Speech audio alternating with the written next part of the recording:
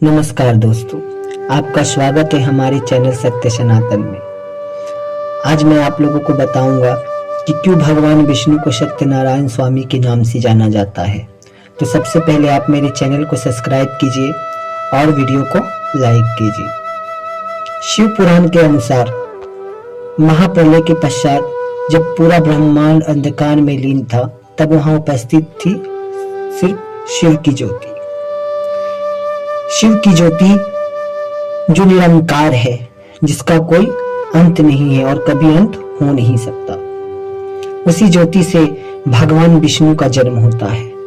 जब भगवान विष्णु का जन्म होता है तो उस ज्योति से आवाज आती है कि हे विष्णु, आप जाकर के तप कीजिए, तप ही आपका कर्म है, तप ही आपका धर्म है। भगवान विष्णु जो है उस आकाशवाणी को मान करके तप के लिए चले जाते हैं। जब भगवान विष्णु तप करना आरंभ करते हैं तब उनके शरीर से ब्रह्मजल निकलता है। वो ब्रह्मजल इतना निकलता है कि वहां एक शून्य से महासागर का निर्माण हो जाता है, जिसे क्षीर सागर के नाम से जाना जाता है। तब फिर से भगवान शिव जी जो हैं वो विष्णु को आज्ञा देते हैं कि हे विष्णु, अब तुम इस क्षीर सागर के जल पर शयन करो। भगवान की आज्ञा मान करके भगवान विष्णु जो हैं उस क्षीर सागर में शयन करने लगते हैं। तभी उनके नाभि से कमल के पुष्प का जन्म होता है। वो कमल का पुष्प भगवान विष्णु के नाभि से आकाश की ओर बढ़ने लगता है। तब शिव ज्योति के दाएं ओर से भगवान ब्रह्मा का जन्म होता है और उन्हें कमल के पुष्प पर विराजमान किया जाता है भगवान ब्रह्मा को अपने जन्मदाता को देखने की उत्सुकता होती है कि आखिर मेरा जन्म किससे हुआ है, वो कौन है जिन्होंने मुझे जन्म दिया है। चारों ओर देखते हैं परंतु उन्हें कोई नजर नहीं आता। तब वो कमल के पुष्प के पंखुड़ी से तभी भगवान विष्णु के नाभि से एक कमल के पुष्प का जन्म होता है। वो कमल का पुष्प भगवान विष्णु के नाभि से निकलकर आकाश की ओर जाकर खिलता है। तब शिव के ज्योति से भगवान ब्रह्मा का जन्म होता है। जब भगवान ब्रह्मा का जन्म होता है, जब वो आंखें खोलते हैं तो उनकी उत्सुकता होती है ये देखने के लिए आखिर मेरा जन्मदाता है कौन। ब्रह्मा जी चारों ओर देखते हैं परंतु उन्हें कोई नजर नहीं आता। तब वो कमल के डंडी में प्रवेश कर जाते हैं। सहस्त्रों युग तक कमल के डंडी में प्रवेश करते हुए नीचे की ओर उस कमल के पुष्प का अंत ढूंढते रहते परंतु उन्हें कुछ भी नहीं मिलता। तब वो ऊपर की ओर वापस कमल के पुष्प पर आते हैं। तभी वहां पर भगवान विष्णु जो है वो ब्रह्मा जी के पास आते और कहते हैं कि हे ब्रह्मा, मैं आपका जन्मदाता हूं, आप मेरी पूजा कीजिए।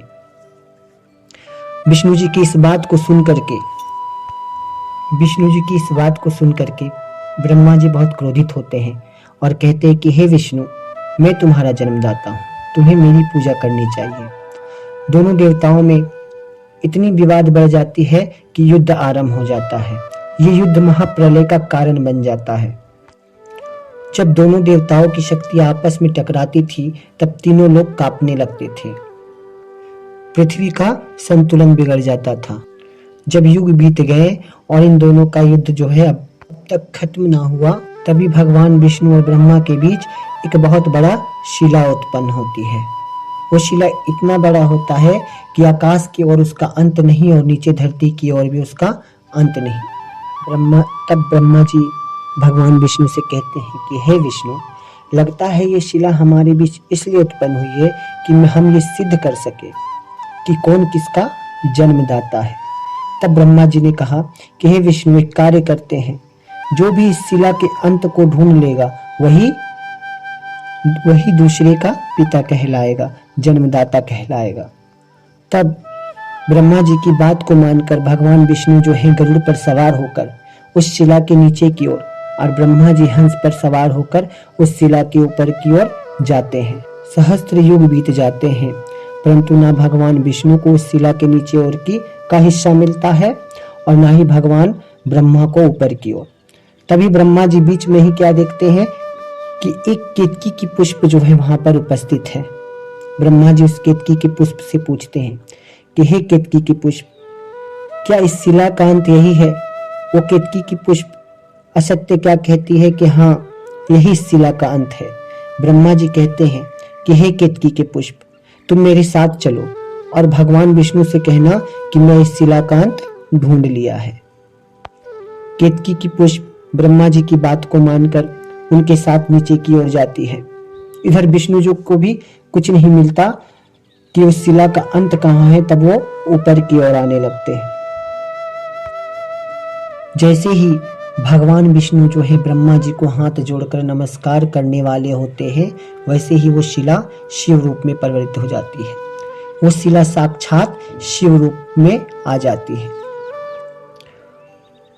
ब्रह्मा जी की असत्य बात से महादेव तो बहुत ही क्रोधित थे और वो ब्रह्मा जी को कहते हैं कि हे ब्रह्मा, आपने अपनी पूजा करवाने के लिए, अपने आप को भगवान बनाने के लिए इतनी बड़ी असत्य बात कही। मैं आपको श्राप देता हूं कि आज के पश्चात कभी भी आपकी पूजा नहीं की जाएगी। साथ में केतकी के पुष्प को शिव जी क्या श्राप देते हैं कि हे केतकी की पुष्प, तुमने ब्रह्मा जी की इस असत्य बात पर उनका साथ दिया। मैं तुम्हें अपनी पूजा से वंचित करता हूँ। कोई भी मेरी पूजा में तुम्हें नहीं चढ़ाएगा। इसलिए शिव जी को केतकी के पुष्प नहीं चढ़ाए जाते।